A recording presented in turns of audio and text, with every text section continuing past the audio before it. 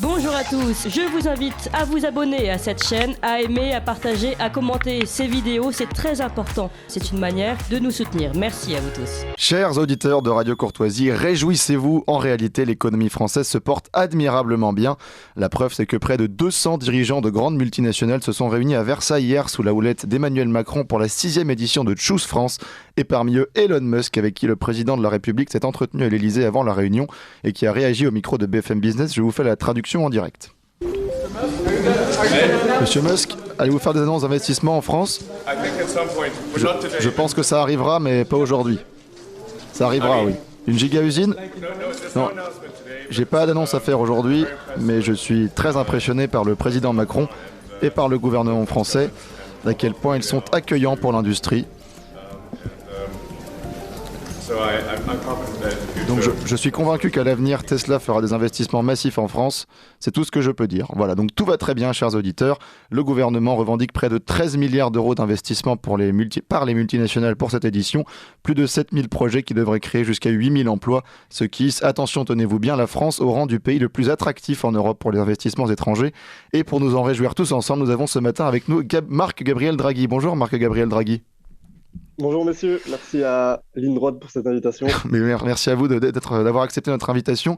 Je vous présente simplement, vous êtes donc juriste spécialisé dans l'histoire du droit et vous vous intéressez depuis plusieurs années à la question monétaire et à l'histoire du capitalisme, et puis vous êtes auteur de plusieurs ouvrages.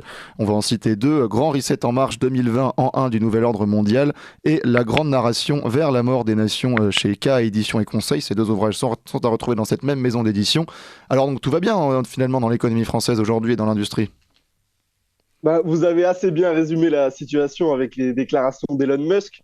On est avec le Choose France Summit dans une vaste opération de communication, un écran de fumée en fait, où il y a pas il y a beaucoup d'annonces, mais dans la réalité, il va très certainement pas se passer grand-chose. Alors il faut rappeler quand même que le fameux Choose France Summit a été inauguré par Macron dès la deuxième année de son mandat.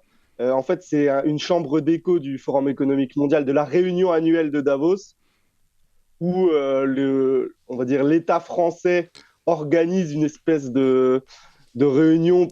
Je vais employer le terme un peu fort, c'est une prostitution institutionnelle envers les grandes multinationales qui composent le Forum économique mondial, et c'est pour présenter la France comme attractive et encline à accepter les grands financements des grandes firmes. Mais en réalité, alors oui, sur les montants qui sont avancés, on parle de 13 milliards, c'est quand même une hausse significative, puisque il me semble que sur les précédentes éditions, on tournait 3, 4, 5 milliards. 2021, là où le Choose France Summit avait eu un grand écho médiatique, il y avait eu l'inauguration, je ne sais pas si certains s'en souviennent, des locaux de JP Morgan, où la France allait devenir la nouvelle City suite au Brexit. Donc voilà, mais pour parler du fond, il y a réellement aucune stratégie de réindustrialisation. On est pleinement dans une vaste opération marketing, et c'est un relais justement médiatique et même d'allégeance pour montrer que la France organise le stakeholder capitalisme, c'est-à-dire le capitalisme des parties prenantes, et inaugure même la nouvelle phase de réindustrialisation, qui n'en est pas une, et en fait qui est une phase de décroissance, parce que même un journal comme Les Échos, dans un article du 1er février 2023, donc c'est assez récent, il ne me semble pas que Les Échos soient complotistes, explique qu'il n'y a aucune stratégie de réindustrialisation mise en place, qu'il y a même une phase de liquidation. En réalité, 2023 va marquer la réindustrialisation totale de l'industrie européenne. Alors française, on n'en parle même pas, parce que la part de l'industrie manufacturière est passée à 9% de notre PIB. On est à peu près à 11%, 10 à 11% du PIB sur la part de l'industrie. Et en réalité, c'est juste une opération marketing qui vise à dire aux industries et aux Français, nous sommes actifs, mais on a inauguré un contexte de crise internationale de l'énergie, et à la rentrée prochaine, sans parler de crise économique mondiale, mais à la rentrée prochaine, on va certainement acter le fait que l'industrie européenne va avoir un déficit de 30%. Un désavantage de 30% au niveau énergétique, notamment sur le gaz et le pétrole. Donc c'est clairement un écran de fumée présenté par la Macronie, mais on est assez habitué en ce moment. Effectivement, et vous avez parlé de liquidation dans votre prise de parole.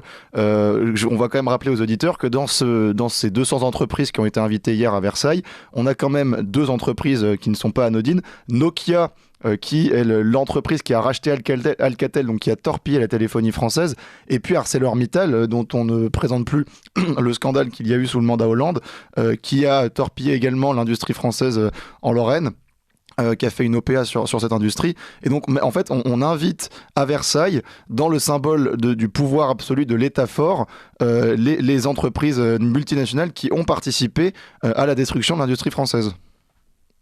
Oui, c'est ça. On invite les bourreaux de notre industrie.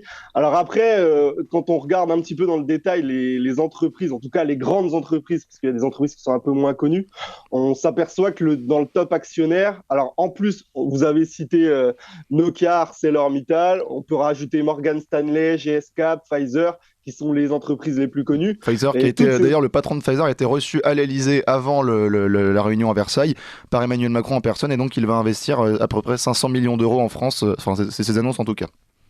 Alors c'est ça, donc il faut bien préciser que ce ne sont que des annonces, et comme l'a dit Elon Musk, il est probable, en fait, il faut tout mettre au conditionnel. En réalité, c'est un tableau Excel élaboré par le cabinet McKinsey avec des montants, et on annonce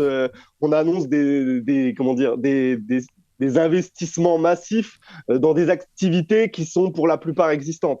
Il faut le rappeler, c'est pas des créations d'usines, c'est soit des extensions d'activités ou soit des développements. Et juste pour revenir sur le nom des firmes, ce sont toutes des firmes partenaires stratégiques du Forum économique mondial, et dans leur top actionnaire, on retrouve Vanguard et BlackRock. Donc, c'est-à-dire, on est dans le cœur nucléaire du capitalisme des parties prenantes, et on peut estimer que cette vaste opération marketing qui est organisée par la Direction générale du Trésor, la Banque publique d'investissement et aussi la diplomatie économique est en quelque sorte une récompense des firmes transnationales à Emmanuel Macron. Alors peut-être grâce à la réforme des retraites, qui est une réforme des retraites au rabais, mais on voit qu'il y a une volonté, en tout cas marketing, comme je l'ai dit, de dire à Emmanuel Macron bravo, et on va tout faire pour montrer qu'on va investir en France. Mais dans la réalité, l'industrialisation de la France ne va pas exister. Juste pour que les gens comprennent bien. Entre 2021 et 2022, bon, certes, il y a le narratif de la guerre en Ukraine, mais la facture énergétique de l'industrie européenne, parce que la liquidation de l'industrie va pas seulement être française, elle va être aussi européenne, parce que nos concurrents, l'Allemagne, enfin, pardon, pas l'Allemagne, la Chine et les États-Unis avec l'Inflation Reduction Act, et la Chine dans la subvention de la nouvelle industrie, tout ce qui est industrie verte, est en train de torpiller l'Union européenne.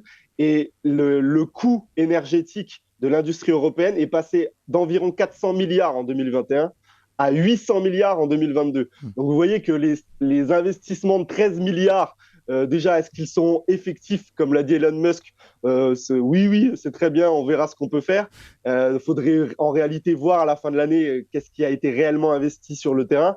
Et de toute manière, l'industrialisation de la France, ça ne se fait pas comme ça. En réalité, on devrait aider les petites et moyennes industries, les aider à développer leur savoir-faire et à le protéger, plutôt que de coopérer, comme vous l'avez très bien dit, avec les firmes transnationales qui ont torpillé et détruit notre industrie depuis au moins 2 décennies. Oui, complètement. On est vraiment alors vous appelez ça le capitalisme des parties prenantes. On peut aussi appeler ça capitalisme de connivence.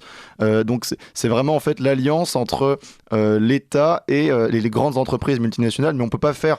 Il y a vraiment une différence de nature entre effectivement des petites entreprises et des moyennes entreprises artisanales ou industrielles françaises qui travaillent en France et qui sont françaises, et ces espèces de multinationales qui profitent d'absolument toutes les largesses du droit international au niveau fiscal, au niveau social, et qui en fait On parle de 8000 emplois pour 13 milliards d'euros, c'est quand même un taux d'emploi par milliard d'euros investis qui est assez ridicule. Donc on voit bien ce que vous avez appelé le capitalisme de connivence qui est à l'œuvre dans ce sommet. Et il faut voir aussi ce qui va être produit. On parle d'industrie. Donc déjà, pour donner un chiffre et pour contredire ce qu'Emmanuel Macron a expliqué au journal de TF1 hier à Gilles Boulot, on est dans une phase de liquidation totale de notre industrie. Le seul exemple, c'est le déficit de la balance commerciale. Je vous rappelle qu'en 2022, on a atteint un record historique de 163,8 milliards, donc avec un accroissement de 80 milliards du déficit de la balance commerciale.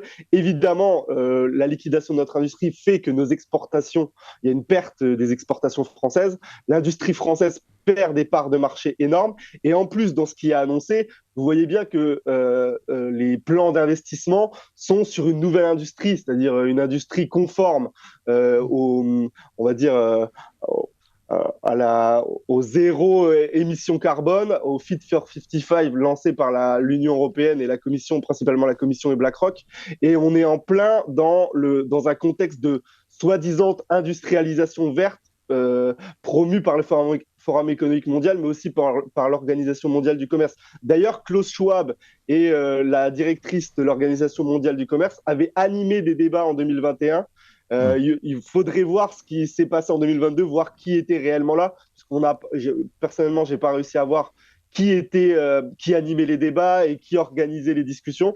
Mais on est en fait dans l'organisation de la nouvelle économie verte, qui est l'organisation d'une décroissance concrète pour l'industrie européenne. Donc, ce sont des effets d'annonce, mais en réalité, on est dans la grande bascule industrielle. C'est ce qui se présente devant nous. Oui, complètement. Vous faites bien de parler de cette économie verte. C'est là où je voulais en venir également. C'est-à-dire qu'on peut lier ça à une actualité aussi récente qui est qu'Emmanuel Macron a annoncé la réalité d'un passe carbone à venir au niveau européen. Et vraiment, il y a quelques jours. Donc, on est vraiment dans cette bascule où on va organiser les pénuries et faire peser, en fait, toute l'économie verte, la transition énergétique sur les citoyens et non pas sur les grandes entreprises qui, elles, vont continuer à polluer. Exactement. Et en plus, c'est une escroquerie logique totale, ultime, puisque on a un déficit structurel sur les nouvelles industries, panneaux photovoltaïques, batteries lithium pour les voitures électriques. C'est pour ça qu'en fait, pour le marketing, on a invité Elon Musk, mais vous imaginez bien qu'il ne va pas investir en Europe. En réalité, on a un déficit structurel par rapport aux États-Unis et à la Chine, qui sont des pays qui, eux, subventionnent massivement leur industrie. Il n'y a que l'Union européenne, en réalité, qui est soumise à la libre concurrence du marché qui n'existe pas. Et on a un déficit structurel qu'on ne pourra pas combler, en plus d'un coût du travail pour l'instant qui est trop élevé et une mise en concurrence, en réalité, qui fera défaut à l'industrie européenne. Donc, en réalité, les investissements, ils vont aller principalement dans les groupes pharmaceutiques. Vous avez parlé de GSK, Pfizer. Bon, d'ailleurs, Pfizer annonce 500 millions, mais il faut rappeler que l'Union européenne... Ils nous doivent au moins ça. C'est ça, voilà, c'est le terme. L'Union européenne a donné au moins 2,5 milliards d'euros à Pfizer pour des surplus de vaccins qui n'ont pas été utilisés. Donc, c'est la moindre des choses, comme vous l'avez dit. Donc, tout ce qui est industrie verte, en réalité, on nous le présente comme ça, mais on parle aussi d'économie circulaire avec Ikea. Sur du recyclage, mais dans la réalité, il est très peu probable qu'on voit le retour sur investissement, parce qu'on va pas en parler, mais c'est une stratégie de capital risque.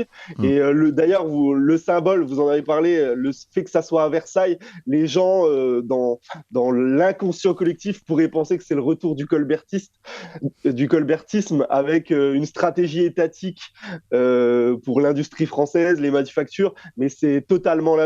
Et en réalité, c'est une soumission de l'État français aux grandes firmes transnationales. Complètement. On continuera évidemment de suivre ces dossiers, de parler de ce capitalisme de connivence qui commence vraiment à prendre le contrôle, en tout cas de l'économie au niveau occidental. Merci en tout cas beaucoup à vous, Marc-Gabriel Draghi. Je rappelle que vous êtes juriste spécialisé dans l'histoire du droit, que vous vous intéressez aux questions monétaires et à l'histoire du capitalisme et que vous êtes auteur de 2 livres, Grand Reset en marche 2020 en 1 du Nouvel Ordre Mondial et La Grande Narration vers la mort des nations, à retrouver chez K Éditions et Conseil. Merci beaucoup à vous.